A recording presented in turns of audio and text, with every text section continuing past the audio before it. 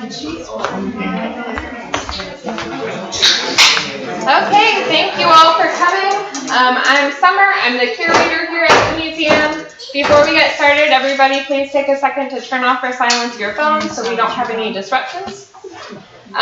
So we currently have tickets for sale for two different fundraisers. The first one is a pop-up fundraiser called Trying Times, Tenacious Women. It'll be an interactive presentation telling stories of local women in the 17th and 18th centuries.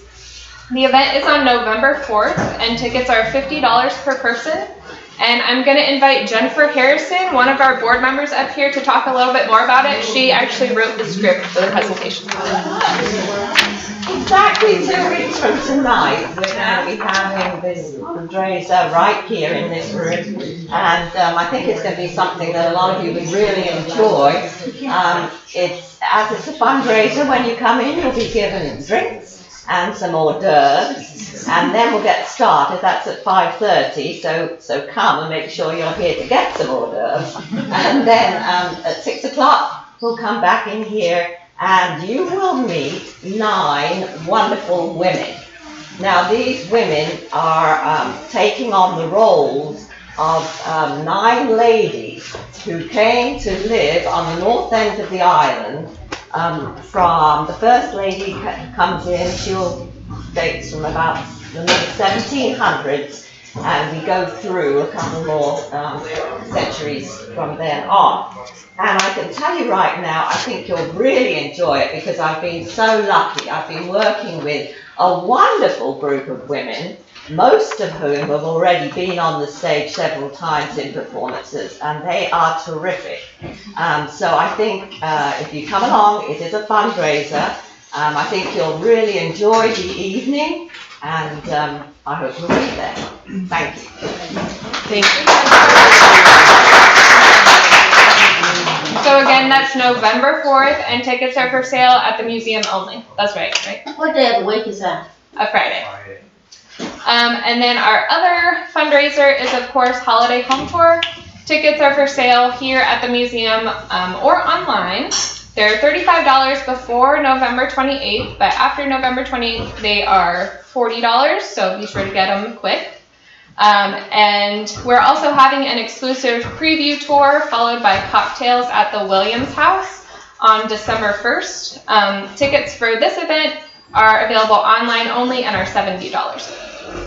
As for upcoming programs, our November Brown Bag Lunch on the 2nd will be a live oral history about the old Nassau County Jail. So as you may know, this building used to be the jail, so we're going to hear from people who knew it in its previous life.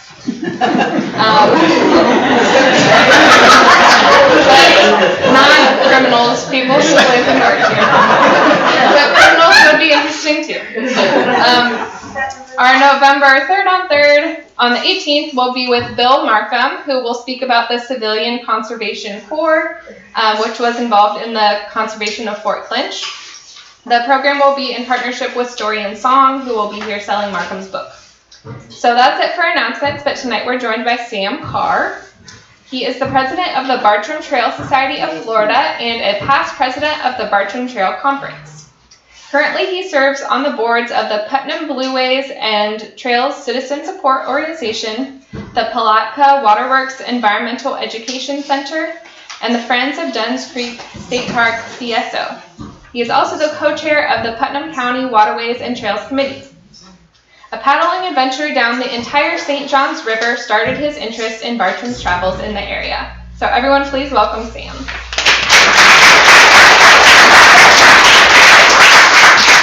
Great, thank you, Summer. And I have a summer bias as well. So thank you so much. It's a pleasure to be here. Golly, let's see. In the past 2 years, I don't know 4 times I've been up here, and I was invited here by Beverly Williams, the head person at the Bartram Garden Club, and so I really have enjoyed my trips here. I really have.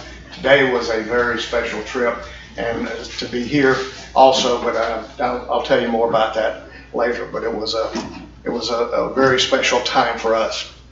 And also, I'm supposed to talk to you about the Amelia Island's William Bartram legacy.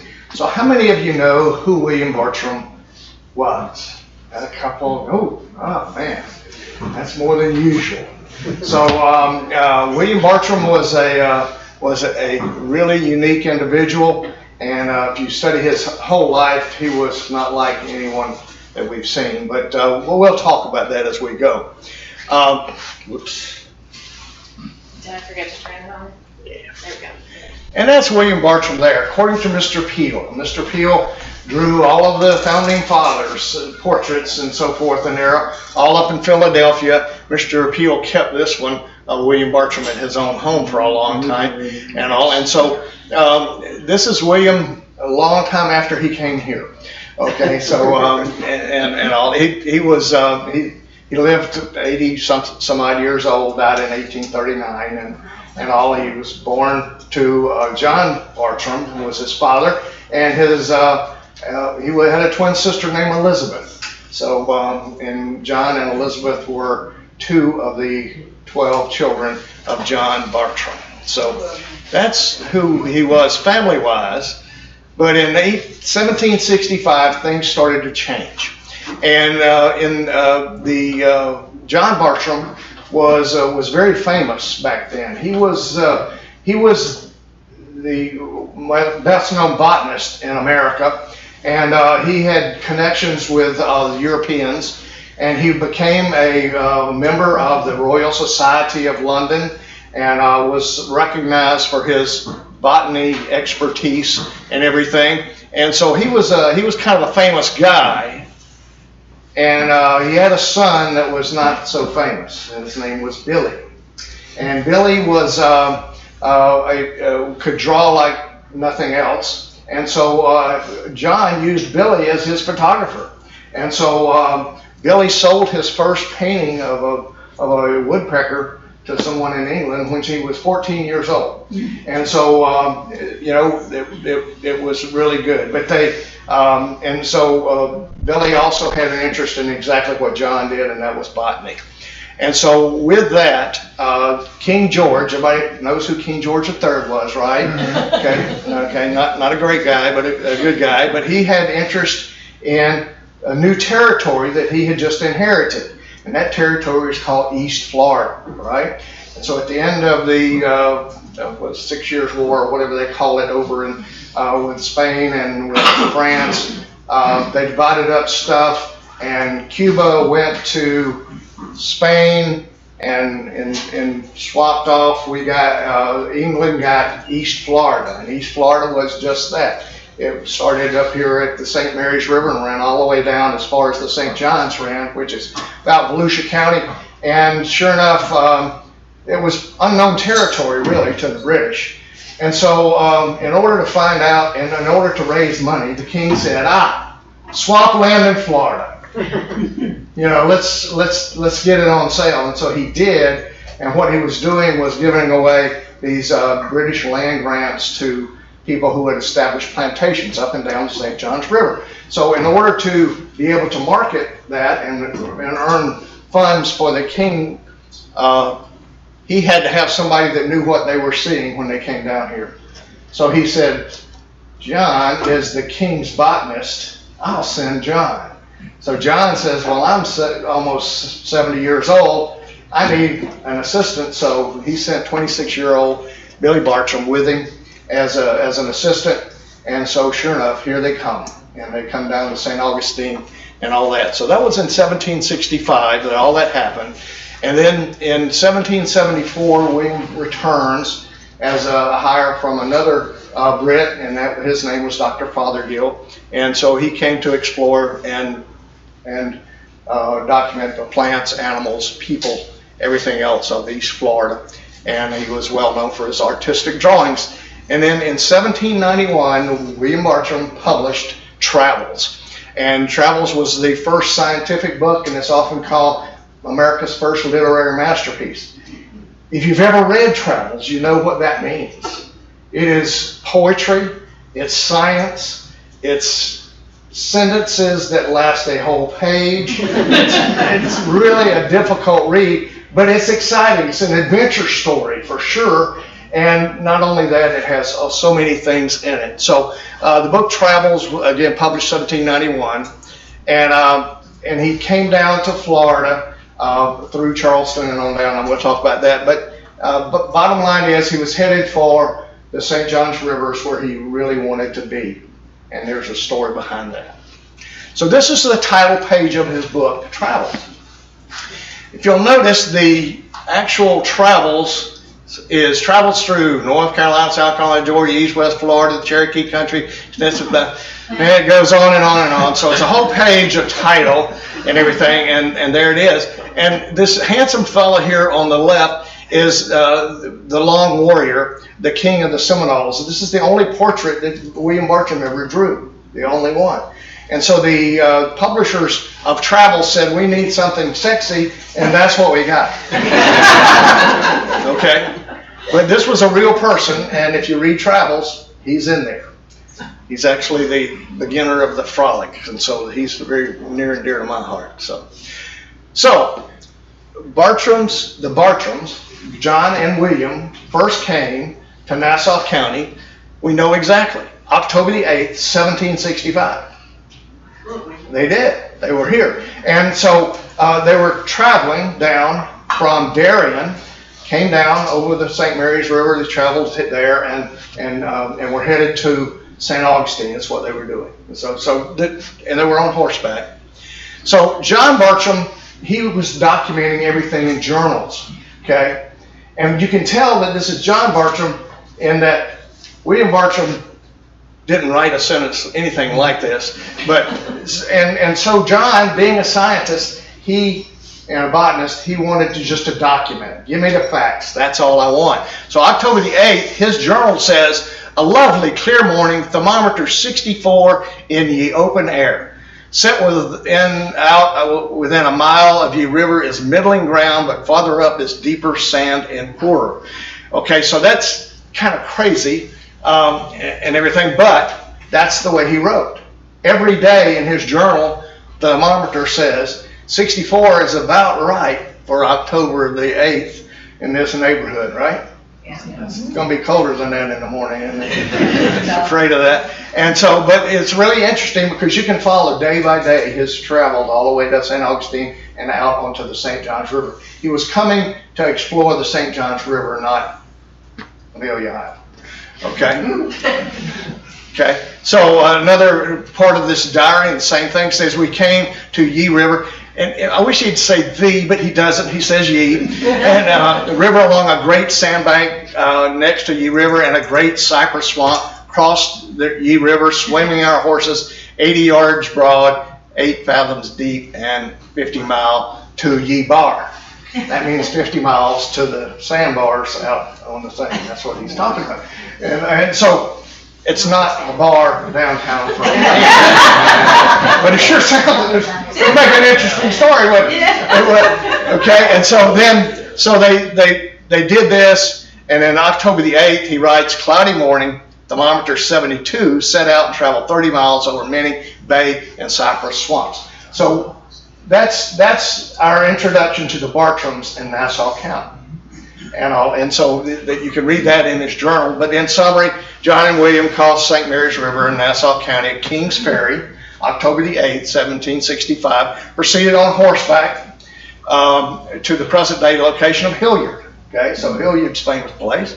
And there's where they camped. The following day, they continued along the present-day route of Old Nixie Highway to Ratliff near Thomas Creek, another very famous place, and where they camped before entering Duval County the following day. And that's what they did. So Duval County was known as Calford back then, and Calford meant that that's where the ferry went across and all of that. So that's why they were headed there. But they were headed toward St. Augustine because that's where the governor of East Florida was residing, in the castle down there. Okay?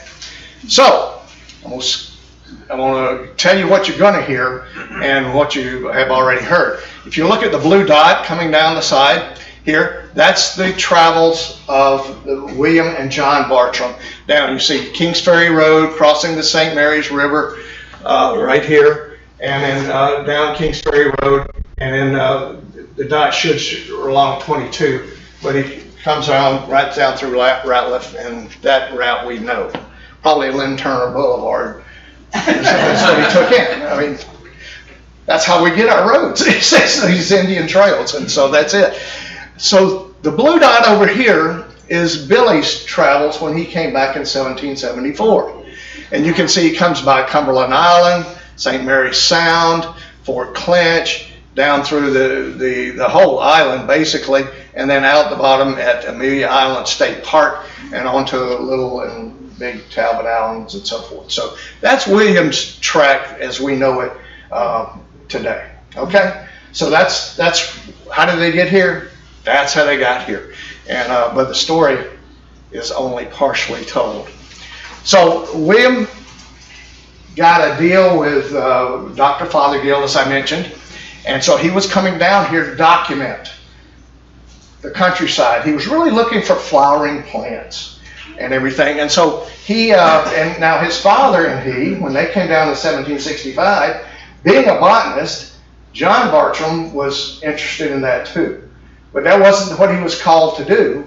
He was called to identify the marketable lands down on the St. Johns River.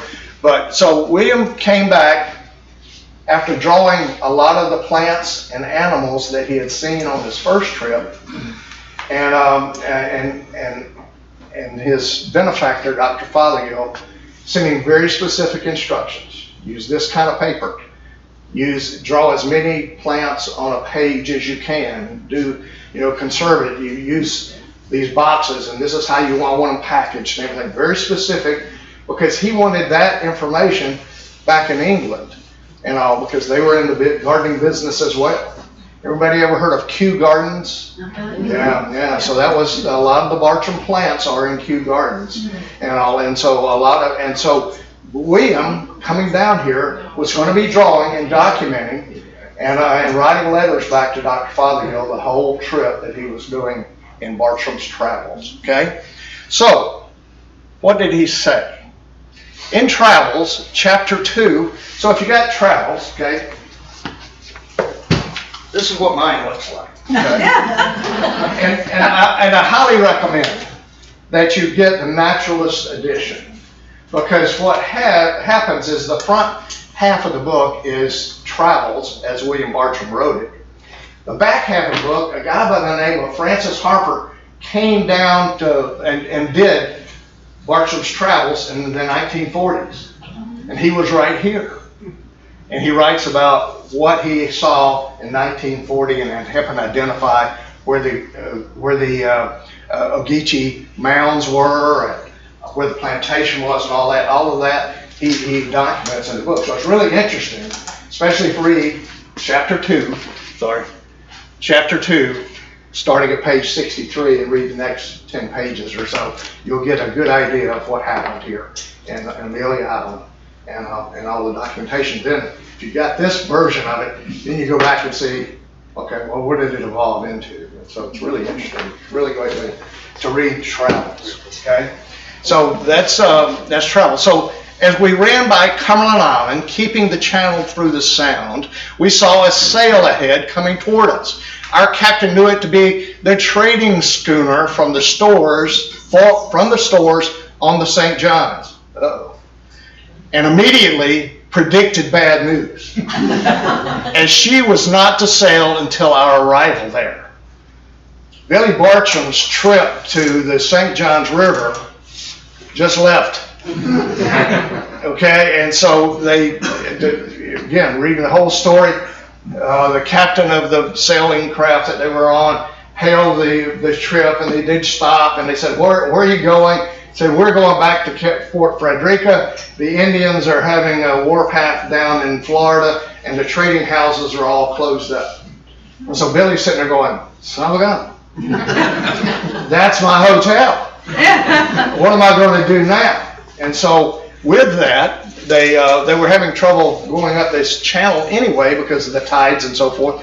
So Billy had a companion who was Mr. McIntosh. Does that sound familiar, the name McIntosh? McIntosh County? Yeah. That's where Darien is, and that's where Billy's best friend was. He lived with the McIntoshes for almost a year. during this on and off over this 3 years that he spent traveling. And so he took McIntosh's younger son with him, who wanted to go on the adventure too. Well, he made it all the way to when Billy jumped off the boat at Cumberland Island and said, "We'll walk from here." Well, okay. And Billy had seen some interesting animals and so forth, and so he thought, well, since I'm stuck, I might as well explore. So he did, and he knew there was a fort at the end of the island by the name of Fort William, okay, right across from what it now is Fort Clinch. There was a fort there, and so here, he got nothing better to do. I'll explore this island. So they get off and they walk down to the island, walk down to the fort, and Billy, guess what Billy does that afternoon? Draws. Nope. He goes seashell hunting. Exactly what he did. He walked along the beach. If you're standing at Fort Clinch and you're looking back at Cumberland, Billy walked along that beach all the way around to where you can see the waves breaking, picking up seashells. That's what he did. And so just like Billy. And the other guy's starving to death, and so he's going, whatever. And so then it goes into an interesting story. All of a sudden, Billy hears a rifle shot. And so he continues walking down the thing, thinking, I hope I'm not going to get shot. But he walks up on a deer laying dead on the beach. And he's going, somebody shot the deer, so I'll kind of hang out and see. And so sure enough, the captain or the officer in charge of the fort walks out, grabs the deer, puts it on his shoulder, says, come on, Billy, we're going to have a nice meal tonight. And that's how his adventure started. So the next morning, he asked the captain to put me on shore on Little St. Simon's Island. That's Cumberland Island, which was not far distant, intending to walk a few miles to a fort at the south end where some fishermen resided. So who, as I expected, would set me over Amelia Island, where a large plantation, the property of Lord Egmont, a British nobleman whose agent, while I was at Frederica, gave me an invitation to call on him. So that's kind of how he wound up here, okay? The boat left him. The boat actually didn't leave him. The boat went back home. And also, Billy wasn't supposed to come to Amelia Island, actually. He was supposed to come to Amelia Island, catch a boat, and head directly to Palatka. And that's what he was going to do. But instead, he got an invitation, and at Frederica. What's in Frederica that's significant? The fort, right? Fort Frederica, and that was, again, one of Billy's haunts. He stayed there quite a bit because John Stewart, who was head of Indian affairs for the king, got to be friends with Billy Bartram, and so he's the one who would set Billy up with all of the places that he could stay safely, and so that's why he was there. All right, and the next morning, at my request, the captain obligingly sat us over, which means took us over, okay, landing us safely at Amelia after walking through a spacious forest, live oaks and palms. That would be Fort Clinch State Park, right? And crossing a creek, we ran through a narrow salt marsh. I and my friend traveler arrived safe to the plantation where the agent, Stephen Egan, received us very politely and hospitably. Isn't that cool? That's how he got here. And the story continues to go. He says in page 66 of Travels, this gentleman was a very intelligent and able planter, having greatly improved the estate, particularly in the cultivation of indigo. Great part of this island consists of excellent hammocky land, which is the soil this plant delights in, as well as cotton, corn, potatoes, and almost every other savory vegetable. And Mr. Egan politely rode with me over the great part of the island. Isn't that a great legacy for you guys? Really nice. Really nice. Y'all want to have a greenway or something to commemorate that. That's what you need to have, right? Egan's Creek. Egan's Creek. Been there. Paddled on it.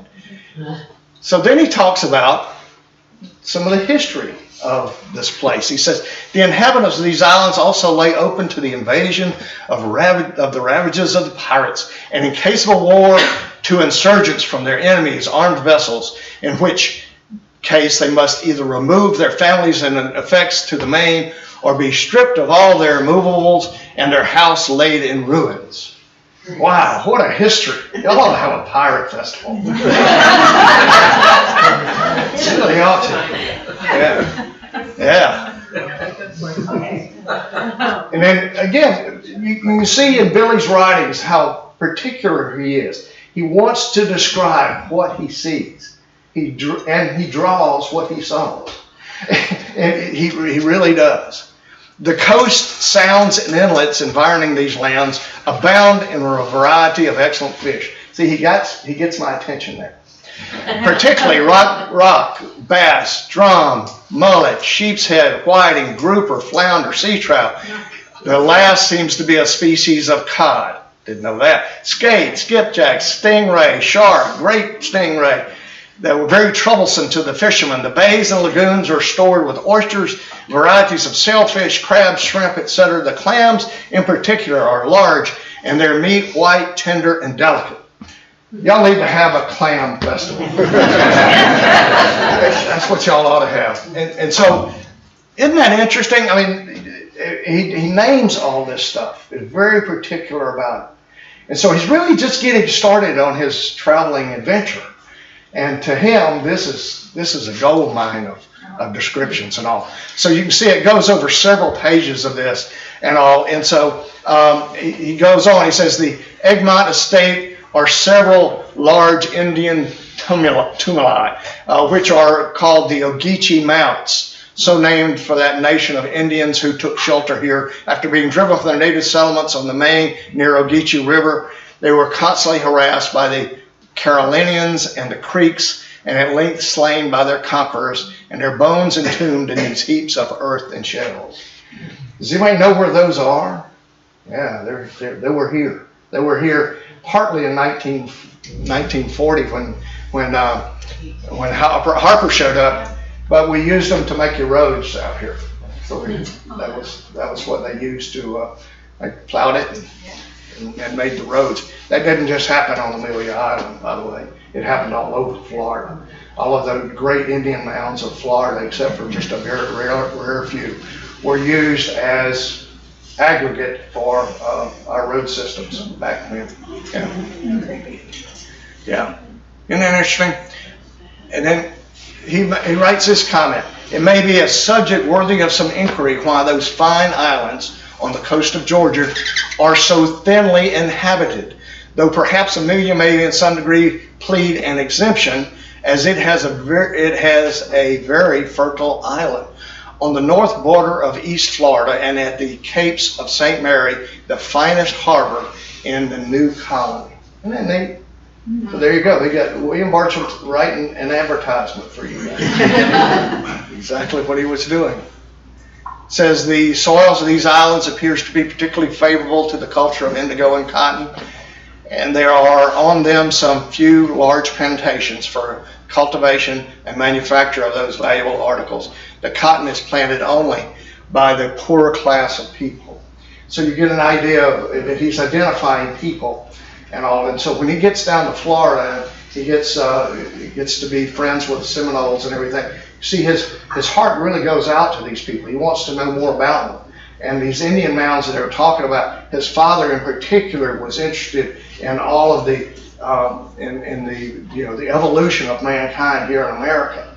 And so in all of his writings, when he finds an Indian man, you know about it. It's interesting. So travels in Nassau County, isn't that cool? Mm-hmm. That's your heritage and all, and it's really, really neat. So while he was here, what did he see, and do we have anything to remember him by? Well, if you read through Travels, and you also see Billy Bartram's drawings, you see plants that are here today, and plants that he discovered while he was here, and so forth. And so these are a few of them. This is his drawing and coloration of the fever bark, okay? And I don't know if you've ever seen this, but they're here, okay? You have to get out in the woods to find them. This is what the blossom actually looks like.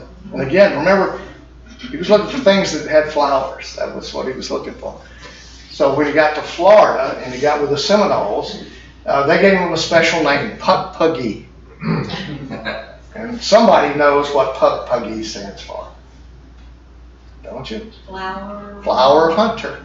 That's the name that the Indians gave Willie Bartram because they knew what he was doing.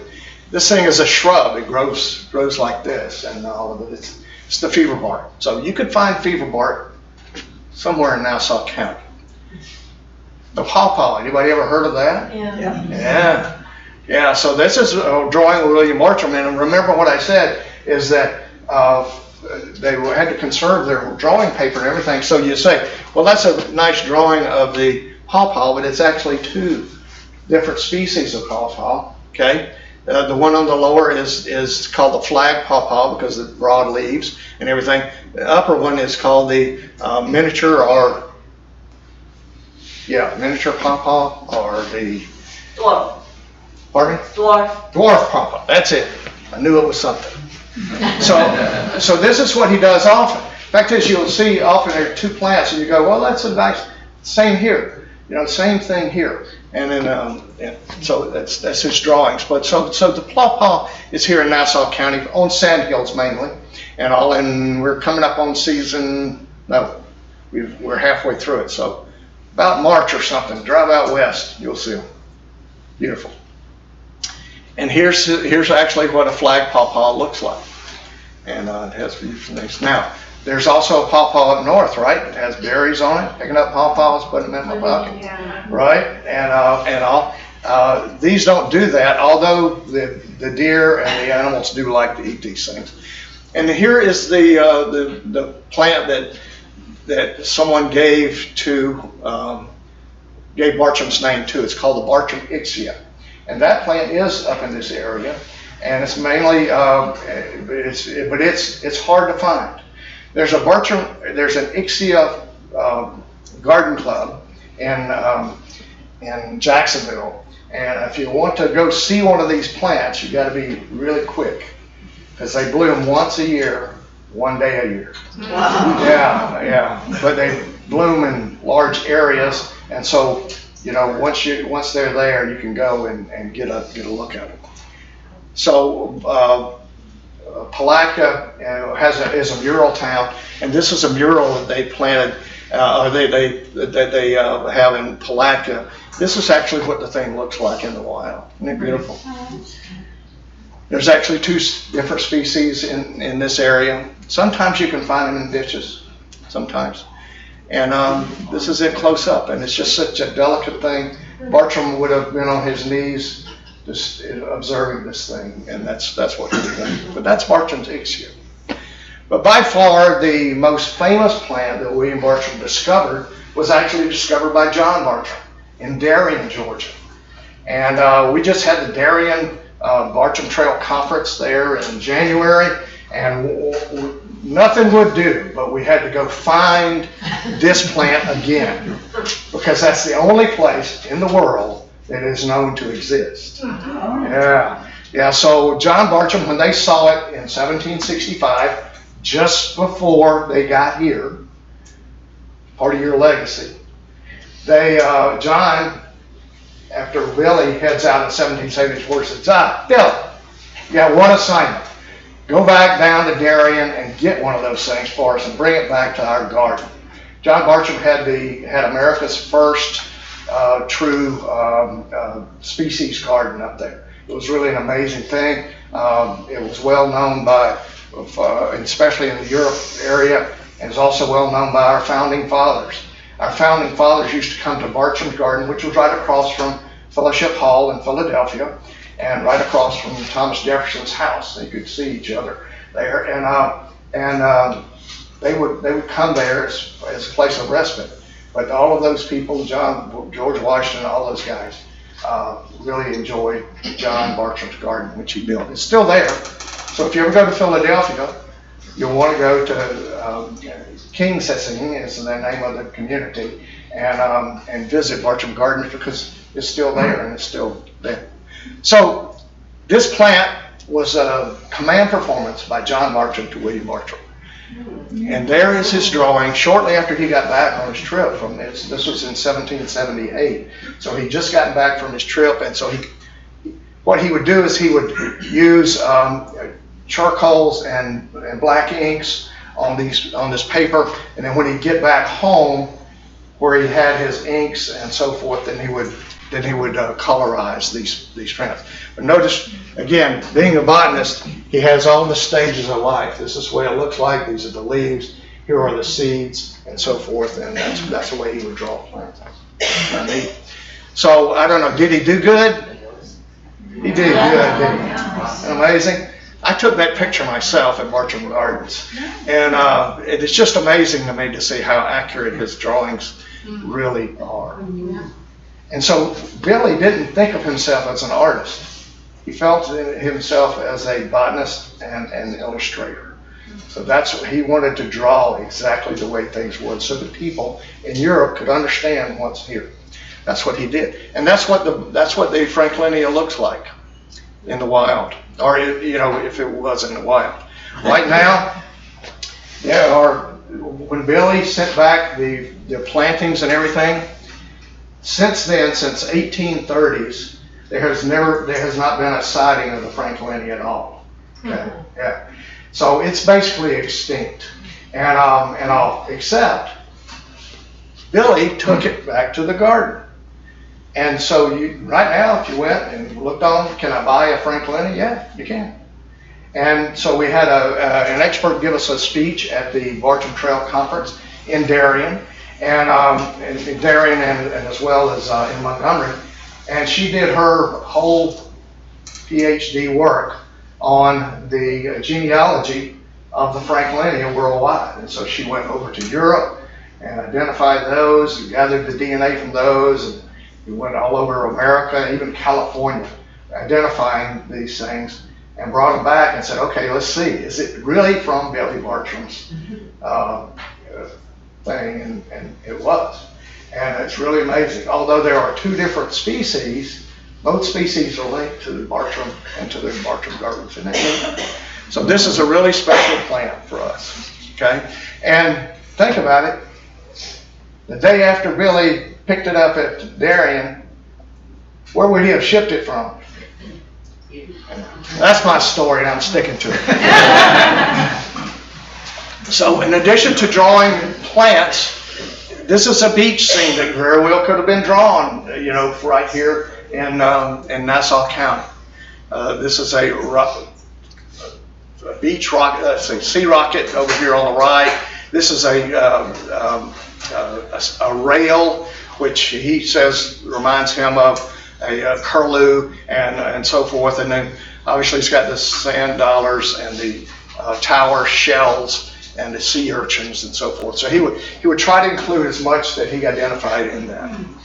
And everybody loves this one. Okay, this is probably his most famous drawing, the alligators of the St. John's. And so everybody says, well, he's crazy. Alligators didn't blow smoke out their nose. And he's crazy. Alligators didn't chew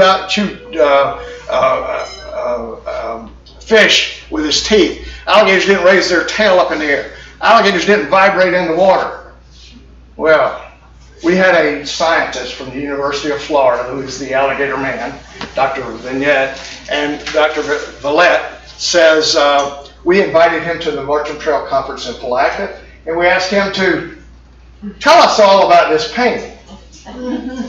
And so he brought us videos of alligators blowing water vapor out of their nose, just like the painting, of them gushing water out of their jowls, of them feeding on fish from one side to the other in various, where the fish are confined and so forth, and showing the tail out of the water during mating season, slapping the tail to warn the other males to get away, and then the vibrating in the water was a part of their mating thing too.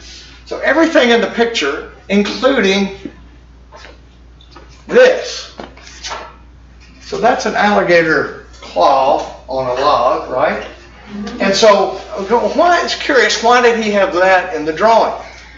Well, if you read Travels, at the Battle of Alligator Lagoon, the story goes that Bartram, trying to get away from the alligators, he was in his canoe, or bark as he called it, and he was scared, and so he ran up on where his campground was, grabbed and went back to his camp, got his foozie. You might know what a foozie is? Me either. It's a shotgun, or it's a gun, and so he brought it back, and when he got back, the alligator had his claw on the canoe, trying to get his fish, which was in the bottom of his boat. And so he drew exactly what he saw. It's amazing. So as funny as that may seem, that is a true picture. Okay, and here's another one that involves kind of a beachy type scene. You've got a blue heron. I don't know what this plant is here, but somebody ought to know that that's a lotus. Exactly. And this is another one of my favorite drawings from Bartram. This one literally is somebody is everybody's meal. You got a frog getting ate by a snake. You've got lizard enjoying the ants down here. You've got a Venus flytrap eating all kind of stuff. And you've got the lotus there. And of course, the lotus, as we all know, is the logo of the Bartram Garden Club here. Isn't that neat? Woohoo! Yeah, exactly. Woohoo is right. Isn't that neat?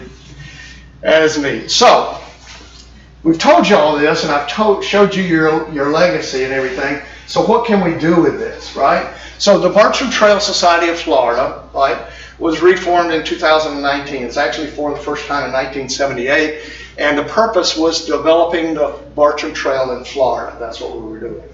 And so by working with all the sites in the Bartram Trail corridor. And the Bartram Trail Conference, we were their first affiliate, and we want to work with those who wish to travel on the Bartram Trail to preserve Bartram's legacy. That's what we're doing. So hopefully I've kind of given you a flavor for your legacy, okay? And the Bartram Trail Conference is a national group, okay? It employs what we call a string of pearls concept by highlighting significant sites and natural areas, culturally significant locations along Bartram's Trail, okay? And that's what we do.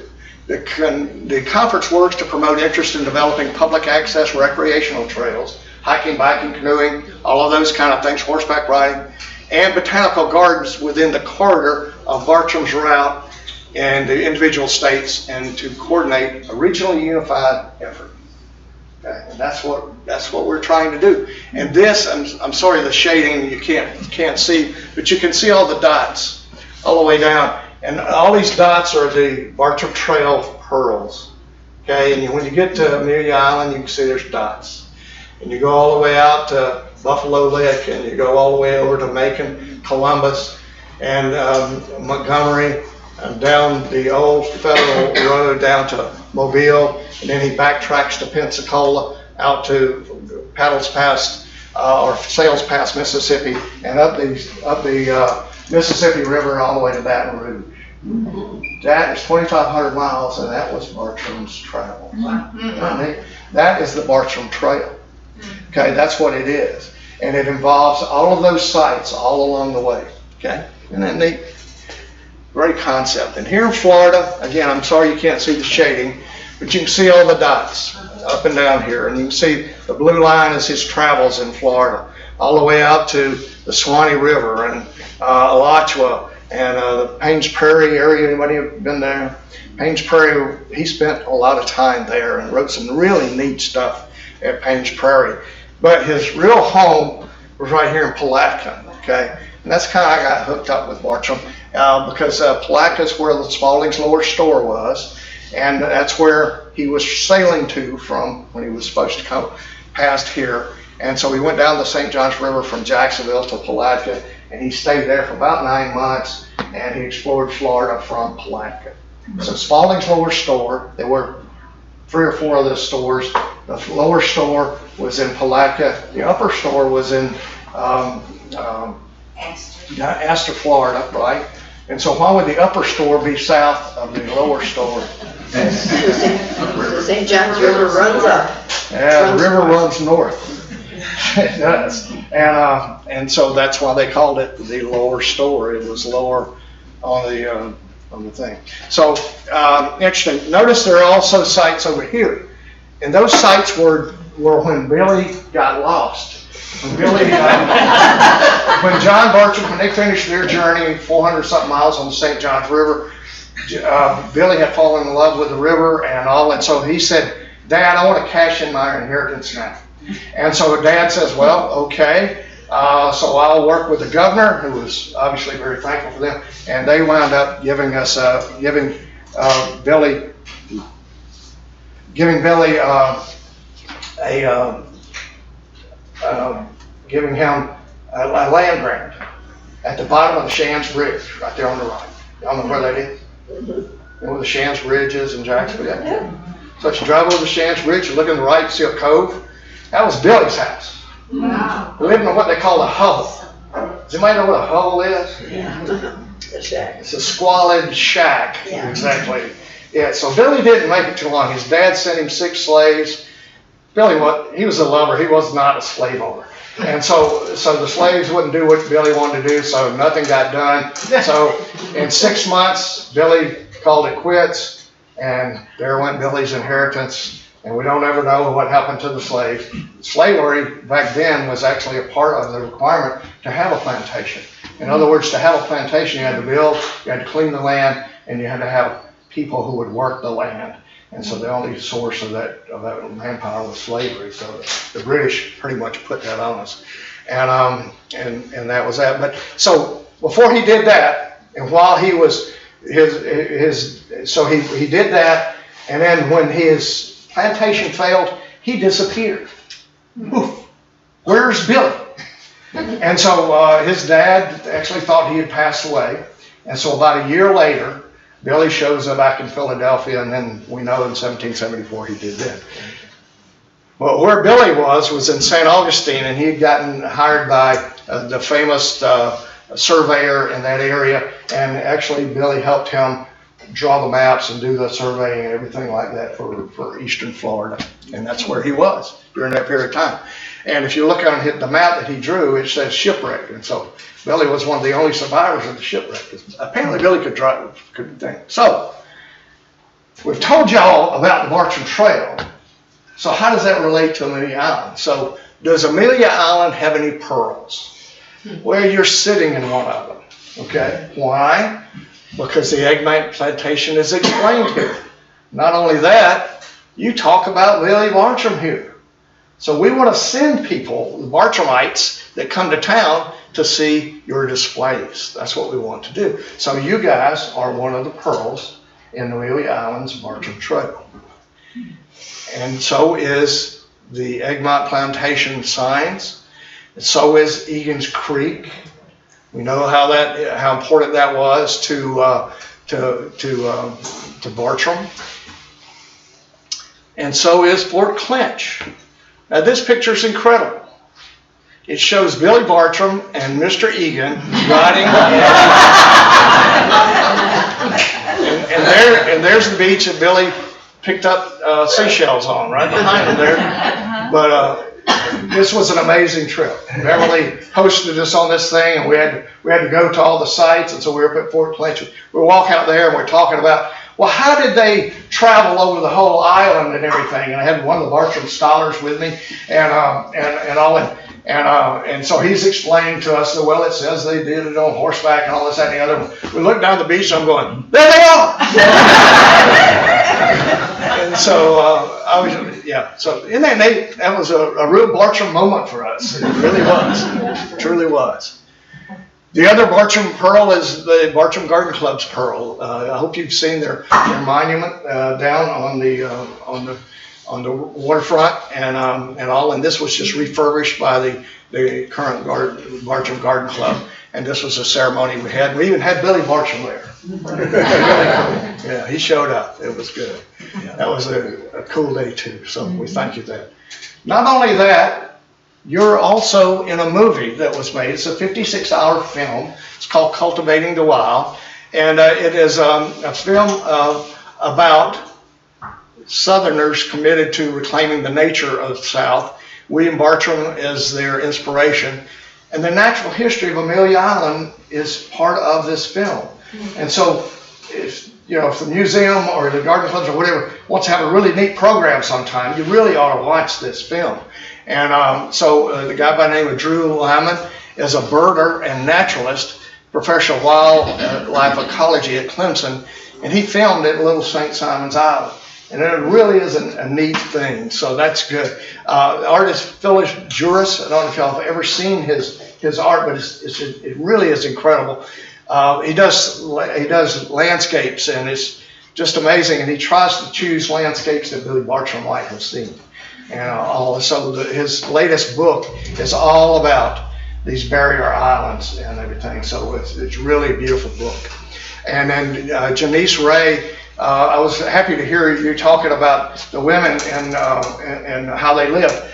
Janice Ray is off the grid up on the Altamaha River, and she has a wonderful part in there about what it was like to live in times of old. Really a neat thing. She's also a nonfiction writer and all, and really good.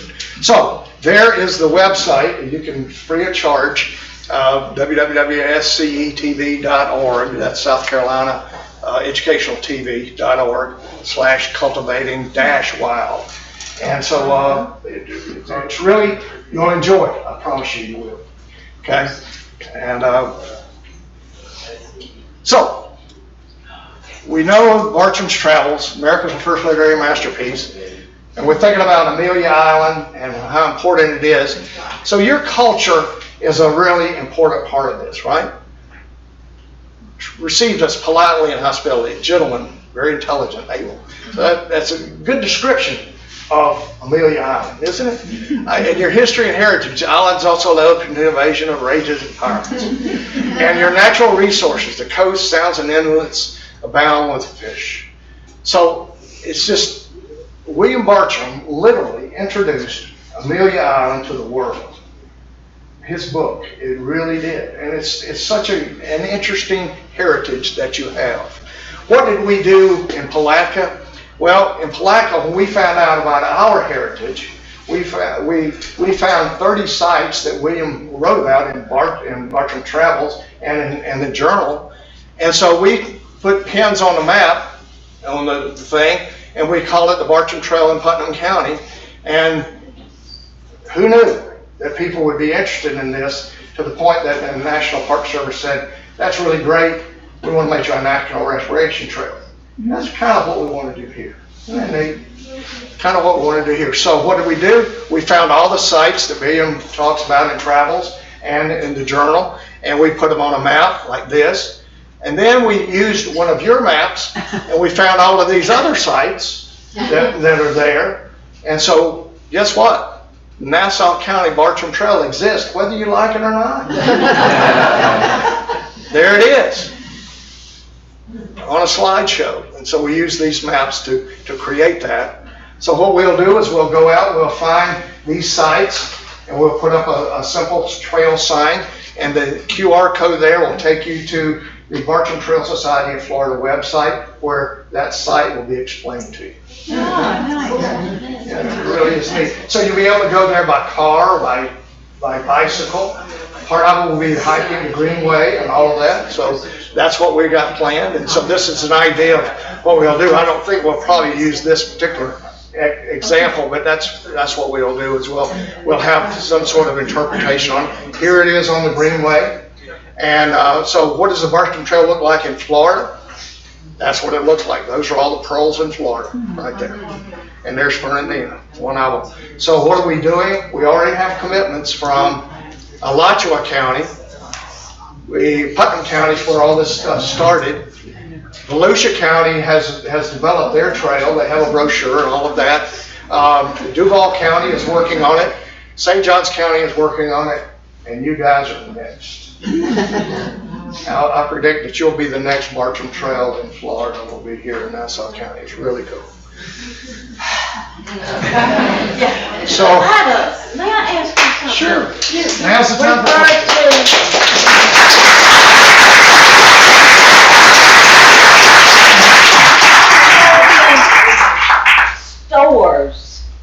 Are you talking about stores where you buy stuff? Okay. These trading houses, there was one up on the St. Mary's River. There was, and then the ones down there, and they were trying to get them out on the Swanee and everything. What they were trading houses with the Indians.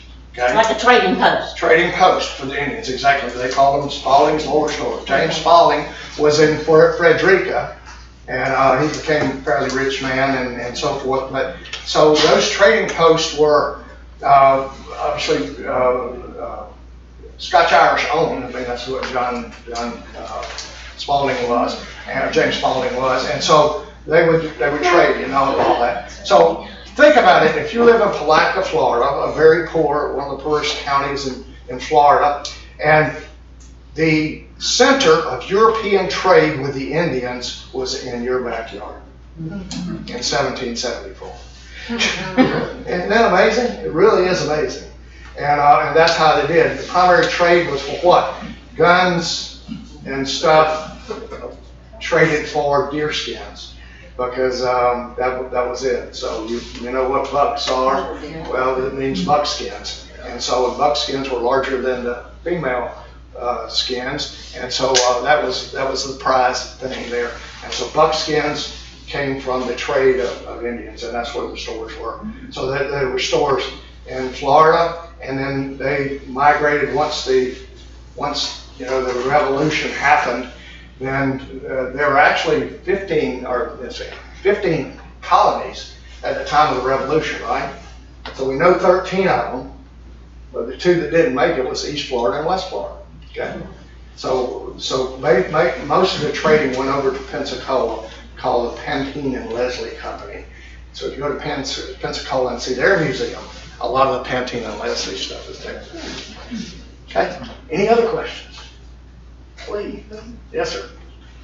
I know his travels, he wrote down lots of those, but how can you identify where he was? Because there were no street signs or anything. So how do you know that those spots were where he started? He described it, navigational? Well, you read it. And it was really interesting when we were in Palatka, especially, because you got 80 miles of the St. Johns River but the good thing about it was that it's mostly private or mostly public property. And so things like Satsuma Spring, well, we looked at her for like 2 days. And I called a buddy of mine, I said, do you know anybody's got a spring in their backyard? I know it's right in here, and all. He says, oh yeah, that's Perry Tanner. I said, do you think she'd let us see the place? Yeah, sure. So within 5 minutes, we're driving to Perry Taylor's backyard, and there is Satsuma Spring. It's absolutely beautiful. Willaca Spring, no doubt where that is. Yep, just ride right over it. There it is, spring, and so forth. So a lot of that is that way. But there are things that are that you can't interpret. Just like A1A, right, or the old King's Road, stuff like that. Of course, that's all been paved over, and so but we know that he camped in Callahan. So pick a spot in Callahan where it would be appropriate to tell people that. That's what we do. Yes, ma'am. Any descendants from Billy? Yes, there's a whole family full of them. Well, not from Billy. No, Billy never married. The closest he got to romance was his first cousin. She was a half first cousin. But that was as close as he got, and once that broke up, he never did. But he was so dedicated to his art and everything. He was a very religious person. He was a Quaker, and he was very devoted to that lifestyle. Very passive. He became the renowned scientist after travels and everything. And so while he was living in Philadelphia, he lived and died literally in Bartram Garden. And while he was there, people like who drew the birds? All these people would come see him because he was known for his drawing and for his botany and for his science. And so he was really quite an incredible person. Yeah. Yes, ma'am. Yeah, I know you work with Linda Kreider down there, and it's a just wonderful thing what you've done in Palatka. And I'm just wondering, it seems like it's such a natural thing to get, like, the people who are very interested in John Muir and the Bartram Trail people, the Gullah Geechee Trail. We have all these people who have the same interest in keeping Florida real. Yeah. And if we can just all get together, and, I mean, if they all come through this little island. They do. It's important. I was happy to meet today with Kathy Russell. Is that- Yeah. Yes. Yes, that's it. And so Kathy's, in charge of the Greenway through Amelia Island, and that's really important because she sees that as supporting the environmental interest of, and that's why she's supporting us and the idea of the Bartram Trail. So, Why did they put the garden way up north that's where they instead live. of Florida? That's where they live. Well, Philadelphia was the center of everything back then. Florida was swamp. I mean, and so it's really amazing when you think about it. In 1774, what do houses look like? What did Spalding store look like? Well, I would think it'd be a log cabin. But did Philadelphia have log cabins? No. No, they had brick buildings and stuff like that. So you have to really think about, it was quite civilized. Even the Indians didn't use bows and arrows in 1774. They used muskets and so forth. So they were becoming Europeanized really well. They didn't make their own clothes except for the buckskins and stuff. They bought. In fact, the Long Warrior, the picture you show, that's French broadcloth that he's wearing. And also it's, times had changed and so forth. Yeah.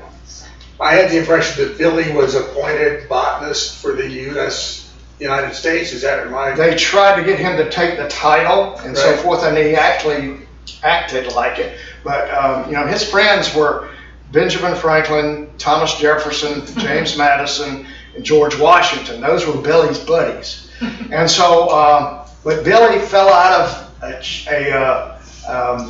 cypress tree at Bartram Gardens. Cypress tree in Philadelphia? Yeah, that was the deal with John Bartram and his garden, is that he tried to cultivate plants from every one of the 13 colonies in Philadelphia. And so it was, that's why the interest was and everything. So it really interested me. He fell out of the cypress tree, okay? Compound fractured his leg, and that kind of wound Billy up. He stayed home and tilled the garden.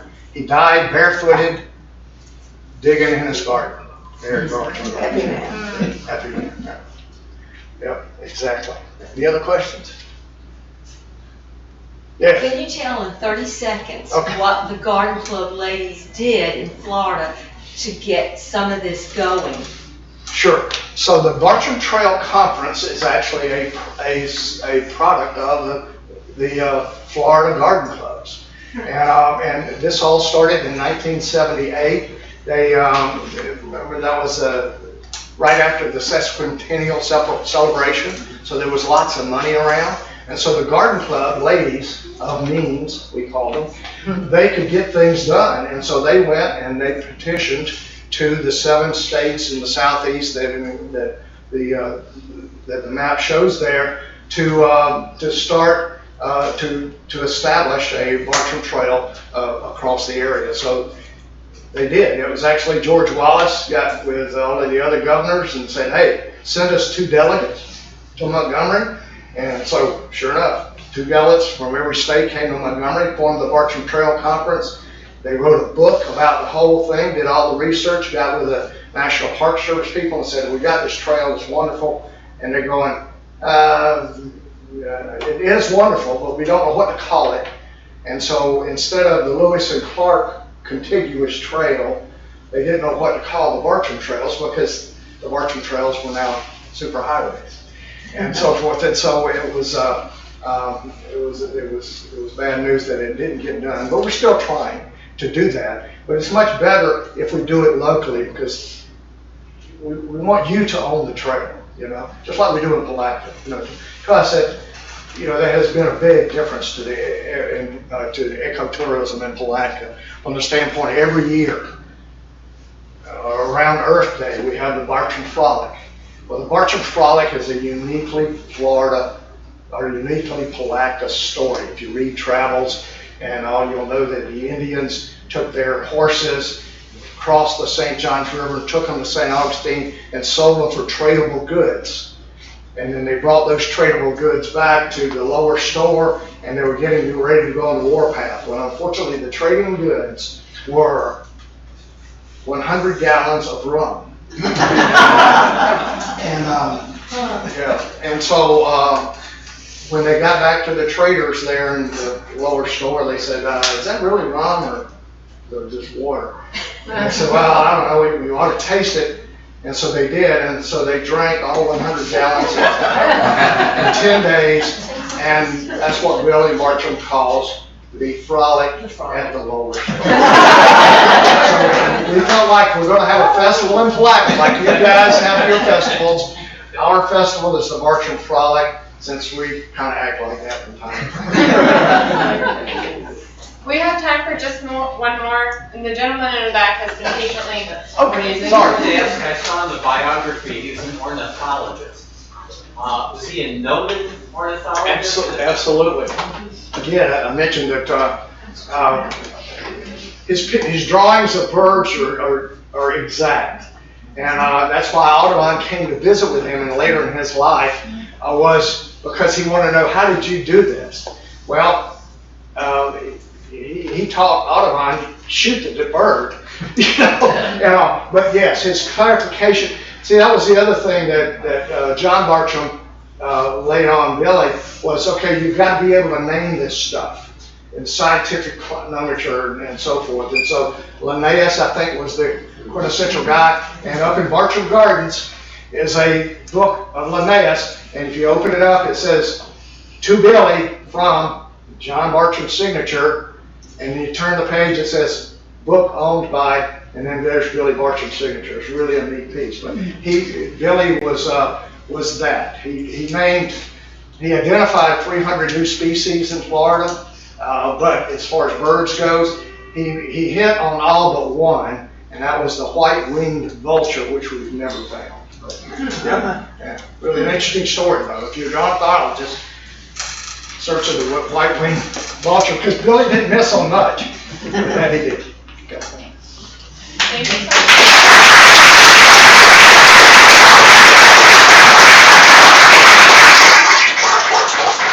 Thank you all for coming. Sam, quick, do you want to say what stuff you have on this sheet? Oh, I do. I've got a brochure on cultivating the wild here. Also, this is a condensed version of Travels. It's on Travels in Florida.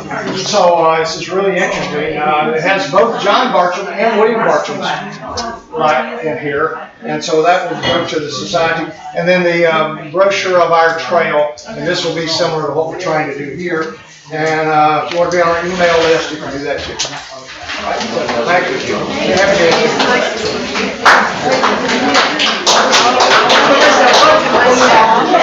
When someone came back,